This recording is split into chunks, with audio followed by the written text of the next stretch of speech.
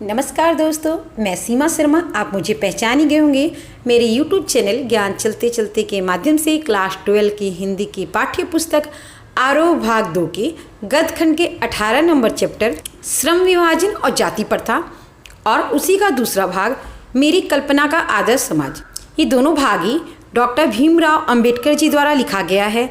इसके प्रश्न उत्तर पे चर्चा करूंगी। दोस्तों, इसके पहले के वीडियो पर इसके सार के ऊपर चर्चा कर चुकी हूं, तो आइए दोस्तों शुरू करते हैं प्रश्न उत्तर। प्रश्न है, जाति प्रथा को श्रम विभाजन का ही एक रूप न मानने के पीछे अंबेडकर के क्या तर्क है? उत्तर। दोस्तों, श्रम विभाजन और जाति प्रथा, इसके माध्यम से अंबेडकर जी ने हमें बताया है कि किस तरह जाति के हिसाब से श्रम विभाजन पूरी तरह से अनुचित है, जो कि लोगों के अधिकार का हनन है। अगर किसी व्यक्ति को जाति के अनुसार से कोई कार्य किया जाता है पर वह कार्य नहीं करना चाहता, फिर भी वह कार्य करने के लिए मजबूर हो जाता है, क्योंकि समाज उसे और दूसरा कार्य करने की इजाज़त नहीं देता। चाहे उस कार्य में उसके इनकम हो नहीं हो, उस कार्य करने से व्यक्ति अपनी घर गृहस्थी चला पाता है नहीं चला पाता, या व्यक्ति का मन नहीं करता वह पुश्तैनी कार्य जो उसके बाप दादा करते आए हैं करने का, फिर भी जाति के आधार पे उसको वह कार्य करने दिया गया है। इस कारण से वो मजबूर है वह कार्य करने के लिए, चाहे उससे उसकी गृहस्थी चल नहीं रही हो, फिर भी वह दूसरा कार्य नहीं कर सकता। इस तरह के नियमों को अंबेडकर जी अनुचित बताए हैं। और इसका उत्तर हम ऐसे लिखेंगे, जाति प्रथा को श्रम विभाजन का ही एक रूप न मानने के पीछे अंबेडकर ने निम्न तर्क दिए हैं। उनके अनुसार यह विभाजन अस्वाभाविक है। पहला, श्रम विभाजन मनुष्य की रुचि पर नहीं बल्कि उसके जन्म पर आधारित है, जो जातिवाद का पोषक है। यहाँ पे दोस्तों, श्रम विभाजन ये नहीं कि व्यक्ति खुद की मर्जी से कोई श्रम चुनना चाह रहा है, उसकी जात ऐसी है इसीलिए उसको वो श्रम करने के लिए दिया जा रहा है कि भाई तुम्हारी जात के अनुसार तुमको यही काम करना है। दूसरा है, व्यक्ति की योग्यता और क्षमताओं की उपेक्षा की जाती है। व्यक्ति के जन्म से पहले ही उसके माता पिता के सामाजिक स्तर के आधार पर उसका पेशा निर्धारित कर दिया जाता है। उसे पेशा चुनने की कोई आज़ादी नहीं होती। अब यहाँ पर दोस्तों ये दिखाया गया है, अगर कोई व्यक्ति हलवाई है या कोई जूतों का कारोबार करता है, उसके माँ बाप जूतों का कारोबार करते हैं, तो उसके घर में जन्मने वाले बच्चों के लिए ये तय कर दिया जाता है कि ये हलवाई का बेटा है तो हलवाई का काम करेगा, ये जूते ठीक करने वाले का बेटा है तो ये जूता ठीक ही करेगा। इस तरह से एक पुश्तैनी काम को इसके साथ ही जोड़ दिया जाता है कि भाई ये बच्चा पैदा हुआ है इसके घर में तो इसको यही कार्य करना है, जो कि पूरी तरह से अनुचित है। व्यक्ति को अपना व्यवसाय बदलने या चुनने की अनुमति नहीं होती। दोस्तों, यहाँ पर यह भी है कि जाति के आधार से जो कार्य दिया जाता है, व्यक्ति चाह के भी वो कार्य नहीं बदल सकता, क्योंकि जाति के लोग उसको इजाज़त नहीं दे सकते, उसको परमिशन नहीं होती है कि तुम अपनी जात से हटके कुछ और काम कर सको, तो ये उसके अधिकारों का हनन होता है पूरी तरह से। और पांचवा, संकट में भी व्यवसाय बदलने की अनुमति नहीं होती, चाहे बेरोजगारी या भूख मरने की नौबत ही क्यों ना आ जाए। अब यहाँ पर बताया गया है दोस्तों, किसी कारण से जो इंसान को जाति के आधार पर व्यवसाय दिया गया है वह नहीं चल रहा है, या उससे उसका गुजारा नहीं चल रहा है, वो चाह रहा है कि भी अपना व्यवसाय बदल दे या कुछ और काम करे जिससे मेरा गुजारा चलने लग जाए, पर व्यक्ति को वो अधिकार नहीं होता कि वो कुछ और व्यवसाय करे, क्योंकि जात के हिसाब से उसको वही काम करना पड़ेगा जो समाज ने तय किया है, भले उसका गुजारा चले या नहीं चले। अगला प्रश्न है, जाति प्रथा भारतीय समाज में बेरोजगारी व भूखमरी का भी एक कारण कैसे बन रही है? क्या यह स्थिति आज भी है? उत्तर, जाति प्रथा किसी व्यक्ति के पेशे का दोषपूर्ण तरीके से पूर्व निर्धारण ही नहीं करती, बल्कि मनुष्य को जीवन भर के लिए एक पेशे में बांध देती है जो उसकी इच्छा या आवश्यकता के अनुकूल न हो। भले ही पेशा अनियुक्त या अपर्याप्त होने के कारण वह भूखों मर जाए, आधुनिक युग में यह स्थिति प्राय आती रहती है। अब यहाँ पे दोस्तों ये बताया गया है कि जाति के हिसाब से जो व्यक्ति को काम दिया जाता है उसको वही करना पड़ता है। अगर कभी ऐसा हो जाता है कि उस व्यक्ति का पैसा नहीं चल रहा है, वो उसका कामकाज नहीं चल रहा है और वो चाह रहा है कि अपना कामकाज बदले, उस व्यक्ति को ये अनुमति नहीं होती। वो इतना मजबूर होता है उसी पैसे से बंधे रहने के लिए कि वो कुछ कर ही नहीं पाता है, क्योंकि उद्योग धंधों की प्रक्रिया व तकनीकी में निरंतर और कभी कभी अकस्मात परिवर्तन आ जाता है, जिसके कारण मनुष्य को अपना पेशा बदलने की आवश्यकता पड़ सकती है। और यदि प्रतिकूल परिस्थितियों में भी मनुष्य को अपना पेशा बदलने की स्वतंत्रता न हो तो उसके लिए भूखों मरने के अलावा कोई चारा नहीं रहता। अब यहाँ पे बताया गया है दोस्तों कि कभी कभी ऐसी स्थिति आ जाती है कि किसी कारण से उसका पैसा नहीं चल रहा है। अब समझ लीजिए कोई ऊन का व्यापार करता है, अब गर्मी में उसका पैसा नहीं चल रहा है, ऊन गर्मी में नहीं बिक रही है, वो अगर चाहे व्यक्ति कि मैं कुछ और कार्य करूँ तो वो नहीं कर सकता, चाहे उसके लिए उसको भूख मरना पड़े, कुछ भी करे पर उसको वही कार्य करना पड़ेगा जो उसके पूर्वज करते आ रहे हैं। यद्यपि भारतीय समाज पैसा बदलने की अनुमति नहीं देता, भले ही वह अपने पैतृक पैसे की अपेक्षा अन्य पैसे में पारंगत हो। इस प्रकार पैसा परिवर्तन की अनुमति न देकर जाति प्रथा भारत में बेरोजगारी का एक मुख्य और प्रत्यक्ष कारण बनी हुई है। आज भारत की स्थिति बदल रही है। सरकारी कानून, सामाजिक सुधार व विश्व स्तर पर होने वाले परिवर्तनों के कारण जाति प्रथा के बंधन समाप्त तो नहीं हुए हैं, परंतु कुछ लचीले बन गए हैं। आज लोग अपनी जाति से अलग पैसे को अपना रहे हैं। आज लोगों की अपनी योग्यता, रुचि, क्षमता के अनुसार साधन और अवसर दोनों उपलब्ध है। परंतु दोस्तों, आज के दौर में बहुत कुछ बदल गया है। आज ऐसा नहीं है कि कोई इंसान अपना पैतृक काम करने के लिए मजबूर है। आज अपनी योग्यता के अनुसार व्यक्ति अपने काम का निर्धारण कर सकता है। कानून उसको इस चीज़ की आज़ादी देता है कि कोई भी व्यक्ति अपनी योग्यता के अनुसार काम करे, न कि जाति के अनुसार। अगला प्रश्न, लेखक के मत से दास्ता की व्यापक परिभाषा क्या है? उत्तर, लेखक के अनुसार दास्ता केवल कानूनी पराधीनता ही नहीं होती है, बल्कि इसकी व्यापक परिभाषा तो व्यक्ति को अपना पेशा चुनने की आज़ादी न देना अथवा अपनी मनोकूल आचरण न करने देना है। जैसे दोस्तों, आगे ऐसे देखा जाता था कि दास्ता सिर्फ यही नहीं होती, दास्ता बहुत तरह से होती है। सामाजिक दास्ता ऐसी होती है कि जिससे इंसान छूट ही नहीं सकता, उसको उससे कभी मुक्ति नहीं मिलती।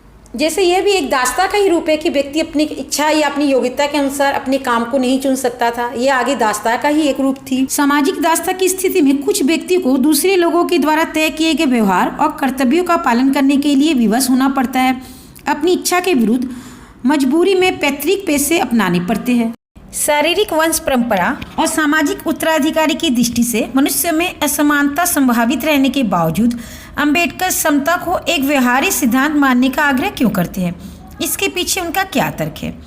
उत्तर, शारीरिक वंश परंपरा और सामाजिक उत्तराधिकारी की दृष्टि से मनुष्यों में असमानता संभावित रहने के बावजूद अंबेडकर समता को एक व्यवहारिक सिद्धांत मानने के पीछे ये तर्क देते हैं कि समाज के सभी सदस्यों से अधिकतम उपयोगिता प्राप्त करने के लिए सबको अपनी क्षमता को विकसित करने तथा रुचि के अनुरूप व्यवसाय चुनने की स्वतंत्रता होनी चाहिए।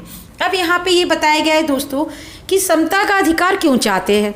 अंबेडकर जी का ये कहना है कि समाज में जो भी व्यक्ति रहता है उसको अपनी योग्यता के अनुसार अपने कार्य चुनने की पूरी आज़ादी होनी चाहिए, ना कि उसको अपनी जात के हिसाब से कार्य करना चाहिए, क्योंकि ये उसका अधिकार है कि उसमें जो योग्यता है वह उस आधार पर अपना कार्य चुने।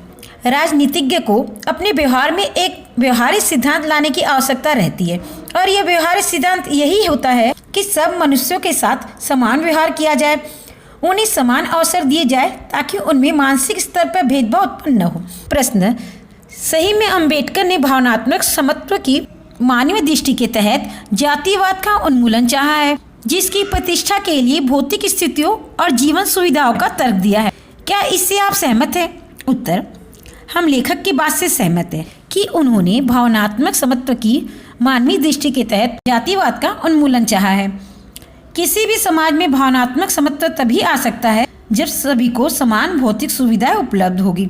समाज में जाति प्रथा के उन्मूलन के लिए समता आवश्यक तत्व है।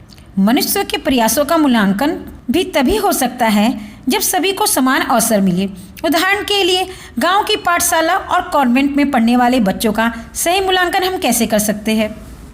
अतः पहले जातिवाद का उन्मूलन हो, सभी को समान भौतिक सुविधाएं मिले और उसके पश्चात जो भी श्रेष्ठ हो वही उत्तम व्यवहार के हकदार हो। इसलिए स्वस्थ मानसिकता और खुले विचारों का होना परम आवश्यक है। अब दोस्तों, नौकरी जो दी जाती है, सरकारी नौकरी, वह कोई जातिवाद के आधार पे नहीं दी जाती। वह इसलिए नहीं दी जाती कि भाई आप कॉन्वेंट से पढ़े हो या सरकारी स्कूल से।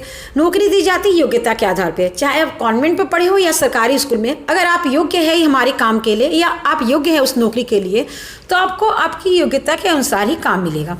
प्रश्न, आदर्श समाज के 3 तत्वों में से एक भ्रातृत्वता को रखकर लेखक ने अपने आदर्श समाज में स्त्रियों को भी सम्मानित किया है अथवा नहीं?